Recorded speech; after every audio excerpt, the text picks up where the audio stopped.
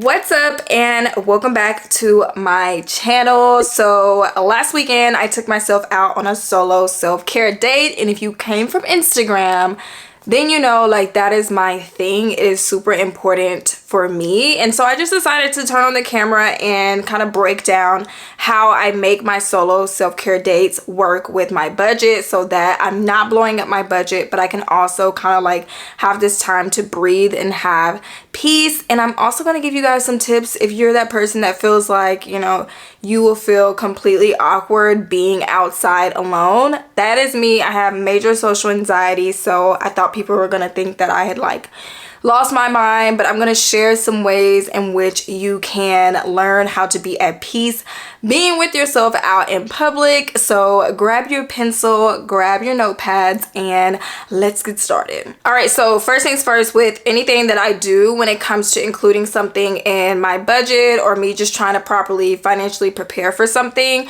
I always decide on the frequency in which I'm going to do this thing. So for me, I kind of like to go out once every 2 weeks. That is the frequency that I had set in stone for my budget.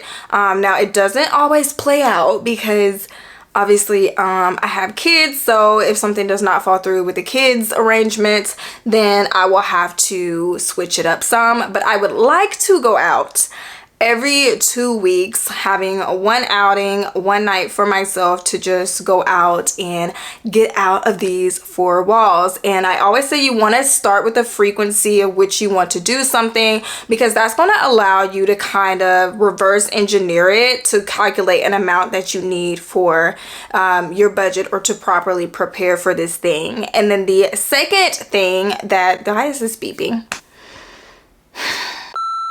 And then the second thing that I like to do is use previous outings as a baseline. So you want to have the frequency in which you want to go out, and you want like a ballpark range to shoot for, so you know how much to spread across your paychecks or however else that you want to budget it. And so I would take my previous outings, whether that's, you know, with my kids or whatever, and I use that as a baseline to kind of help me figure out how much I needed to put in my budget. Now, if you are someone that really does not go out much, and first of all, girl, I feel you, but it's gonna be hard for you to figure out a baseline because you literally don't know what outing to pull from, then just decide on what you want to do during this solo self-care date. Like, what is it that you are going to go out to do? What is it that you want to go out and purchase?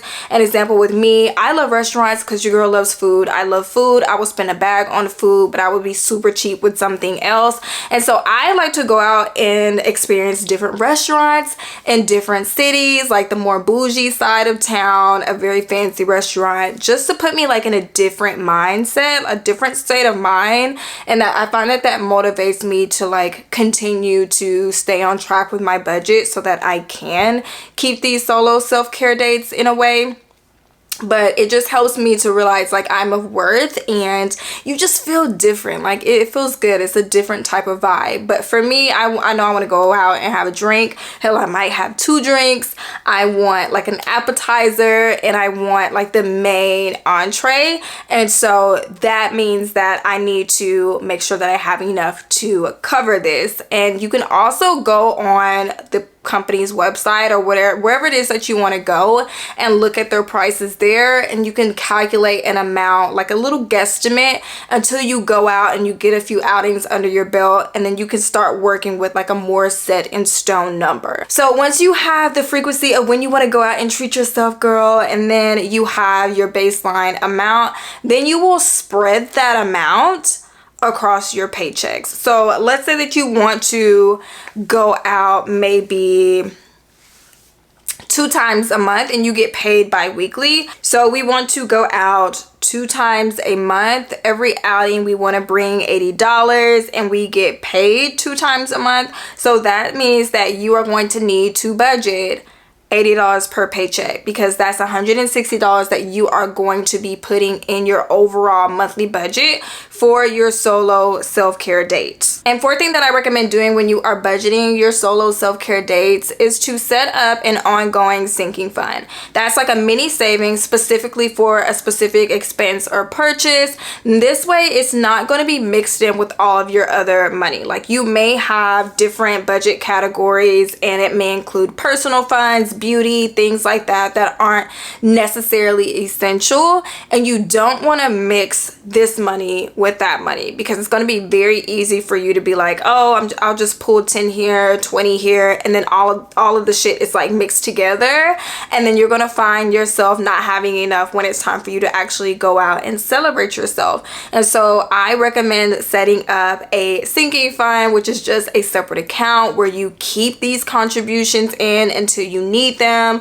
It can be a checking account, it can be a savings account, or you can go the cash way if you're someone that is like not a visionary, but you're a very visual person. Sometimes I like to bring cash on my solo self-care dates, because I will sit there and tell myself that I can, get dessert or something else. So it just helps me to like make sure that I'm staying within the amount that I have, and that way I'm not swiping and just, saying, F it, I'll just figure it out later. So I really recommend doing that as well. But now when it comes to why this is so important to me and kind of how to ease yourself into going out by yourself, first things first, I will say anything dealing with your financial journey, you have to have a certain level of self-worth. Like, you have to believe that you are worthy and that you are capable, because this goal is basically depending on that state of mind. And so if you're not really feeling like you're confident and your self-esteem is very, very low, it's going to be very, very difficult to get to that goal, because you're going to self-sabotage and you're going to like start seeing things in your day-to-day that's going to reaffirm what you truly believe about yourself. And that was something that I did frequently in the beginning of my journey. And you also have to be motivated. This journey is very hard. It will suck the energy right out of you, and you need something to give yourself life. And I find that self-care dates are really good for getting to know yourself. You have to know yourself on this journey. Like, you have to know your likes and your dislikes. You have to know your behavior. You have to know your values. And so it's really, really difficult to get to know yourself if you're surrounded by other people and your worth comes from other people and other people's opinions and comments. You internalize that.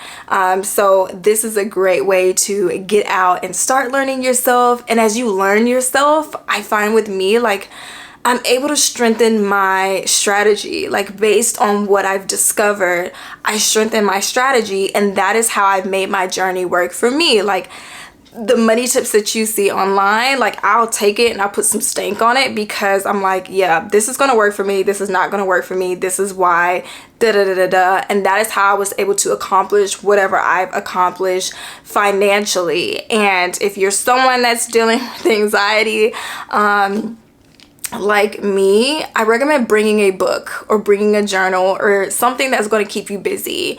I don't like being in front of my screen when I'm out, because I want to do something that's going to open my eyes up to me. Like, I want to be very introspective during that time, because life is very loud. Like, life is very, very loud and overstimulating and overwhelming. And like, this is your time to like calm down, kind of decompress, and turn back into yourself.